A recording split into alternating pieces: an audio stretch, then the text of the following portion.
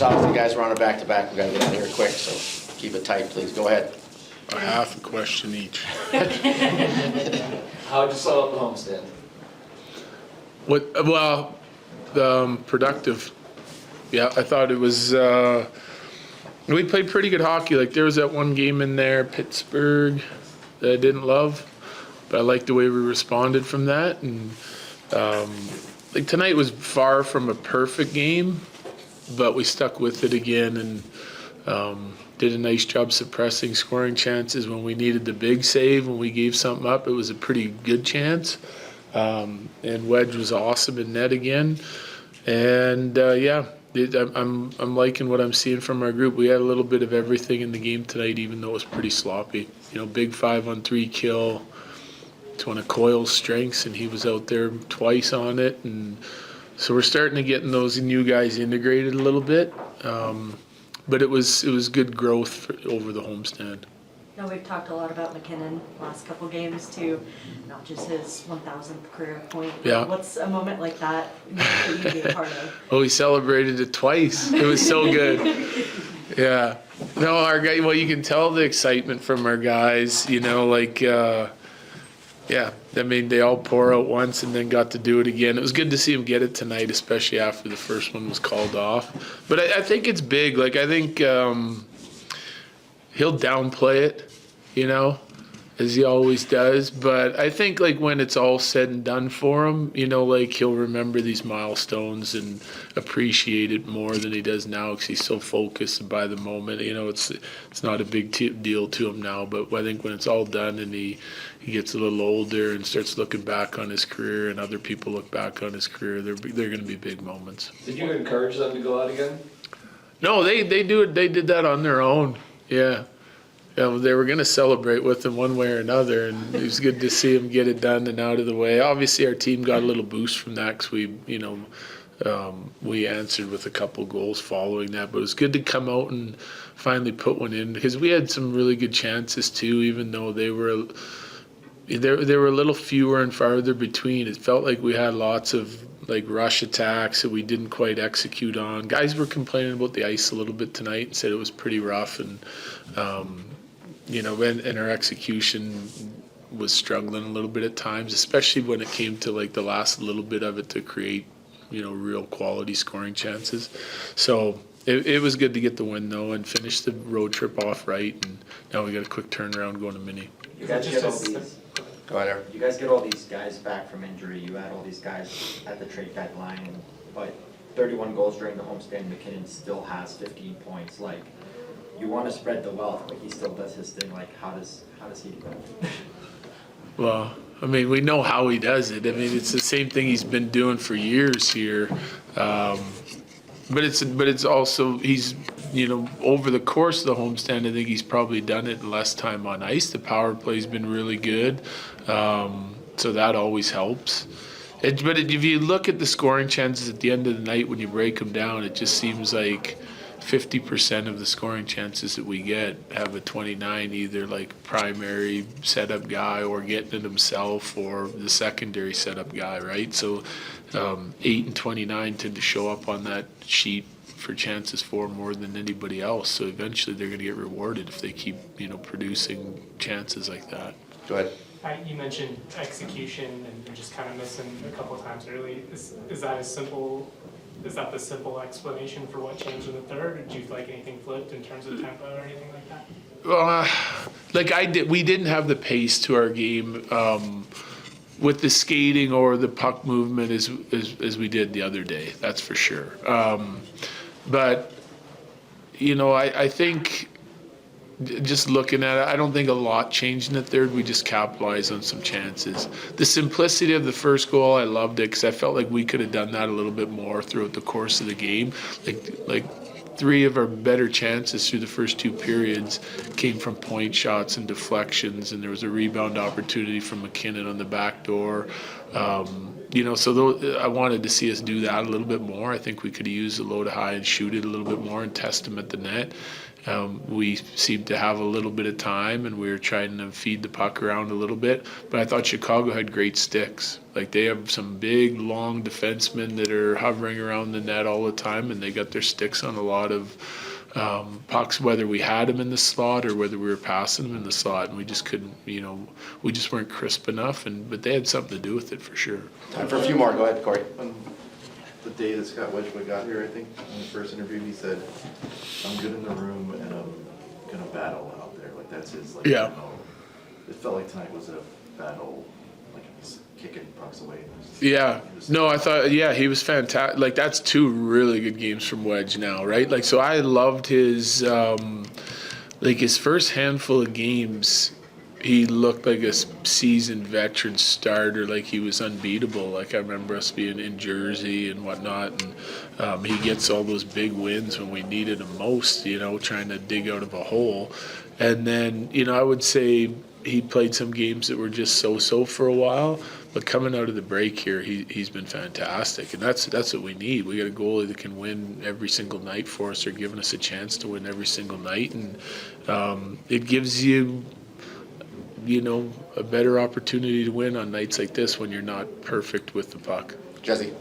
Coach, I know Nate was here a few years before you, but his game kind of went to another level after you arrived. You guys have been through a lot. Just seeing him at that milestone, what does it mean for you and your relationship with Nate? What does that mean to you? Well, I'm proud of him. I'm really proud of him, because you see players grow and change and in so many different ways, and like when you're around them every day, you don't really notice. It's like you have a baby and you're there every day, and it doesn't seem like they're changing much, and then you leave for a week and all of a sudden they're like completely different, right? And it's so. But like year over year, when I look back at like what he's done and the milestones he's hit and the production that's come along with it, his growth on the defensive side of it, in 2022, like he was in the playoffs. I just remember him defensively. He just couldn't create scoring chances against him, and he was still putting up a ton of points. And what mattered most to him was, that's what I love about Nate. That's why he downplays all this, because I think a lot of it deep down, he really doesn't care. He just wants to win, and that's what drives him. And I think that's the way to be, because it's not about him; it's about our team. And so deep down, that's the type of leader he is, and he drives the standard. Like, over the years, he expects more and more from our team, from our coaches, from our management, from everybody involved, because he's given it everything he has. So, and I think that's how you win championships. The more guys you have that sort of have that outlook, the better chance you're going to have to win. The code came on huge tonight, especially on the 5-on-3 with some new players getting reps, to include Erik Johnson. What can you say about how some of those new guys stepped up? Yeah, they were great, and so that's kind of what I was talking about this morning. Like, some of their strengths that we didn't use them to last game, because we're still getting them. Like, they got some reps this morning in practice. They were able to sit down with Prater. And I want to keep everybody involved. Like, you've probably noticed over this homestand, when we've got the depth, like MacKinnon and Val are seeing a little less PK time because they're playing a lot 5-on-5, and they're both playing power play. So I like Kelly, OC, they've been fantastic on the penalty kill all year. Same thing with Jack and Kivy. But some of the strengths of Brock Nelson, Coyle, etc. EJ now joining the group, some of their strengths are on the penalty kill. So we want to make sure we got all kinds of options, and it really helps to have those centermen. Like, Jack's a really good draw guy on left and right, and now we've got Coyle on the right. So, and one of Coyle's strengths is the 4-on-3 and 5-on-3. Like, he learned from the best in Bergeron in Boston.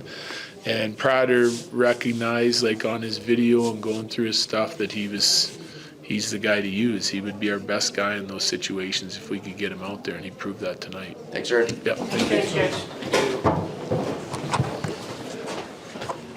And all that stuff, but 100th player in NHL history to hit 1,000 points. What are you feeling right now?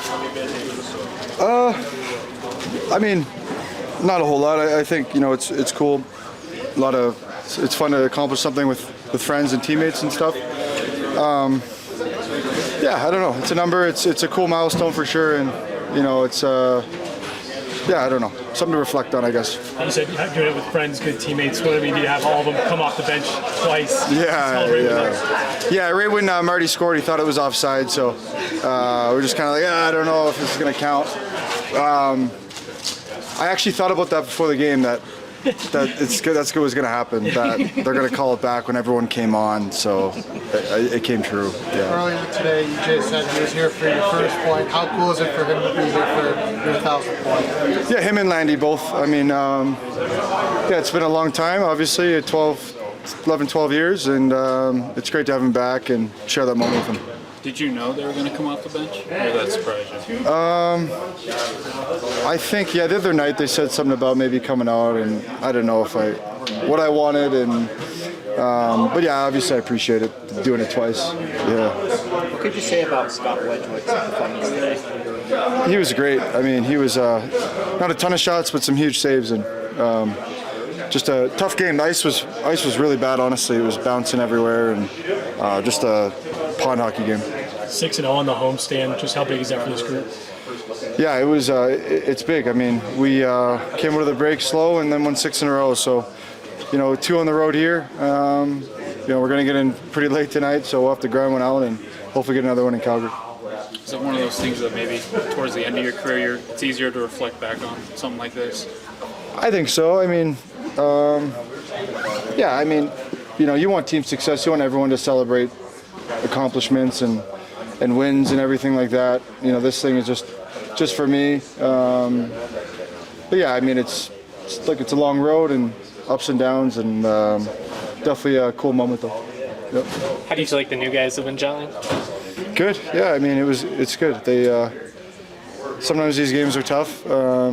Emotional win against Toronto, big comeback win, and then right back at it. We did enough to win, and but yeah, I think we are a little better. Thanks. Execute and credit to Chicago, they made us work for it tonight and things like that.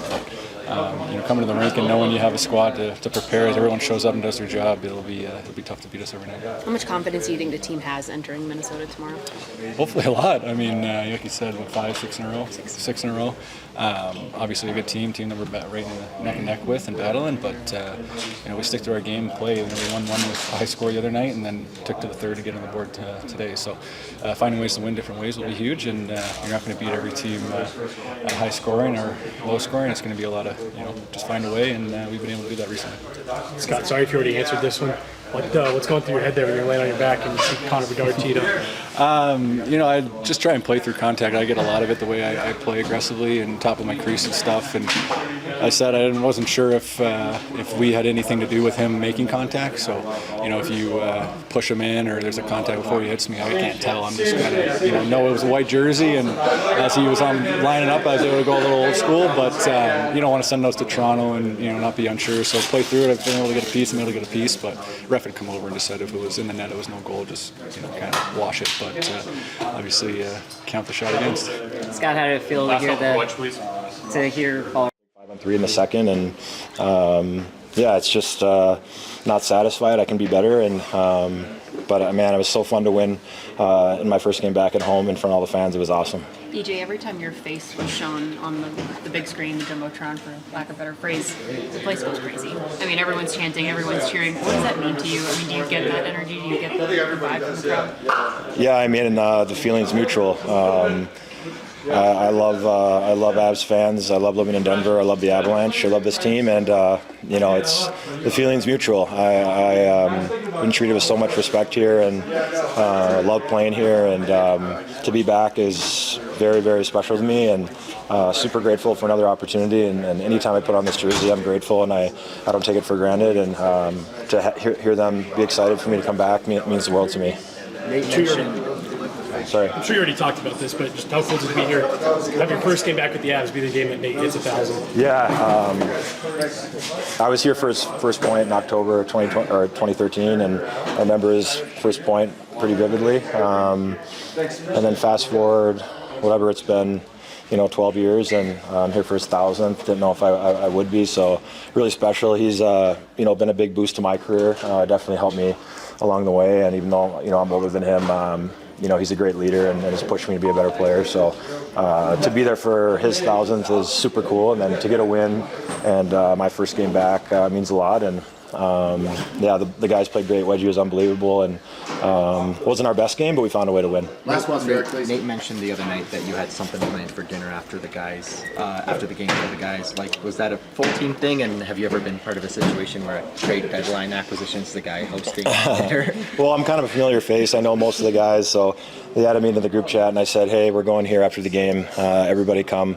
I have a spot reserved, so we just had some food, some drinks, and just kind of I got to know some new guys, see some familiar faces, and we weren't out super late, but we were having a good time, and I think that's important. I mean, it's a long schedule and a long year, and you really come together in moments like that. So I just thought it'd be a good idea, and thankfully people showed up, and I wasn't sitting by myself. Thanks, Erik. Thank you guys, appreciate it.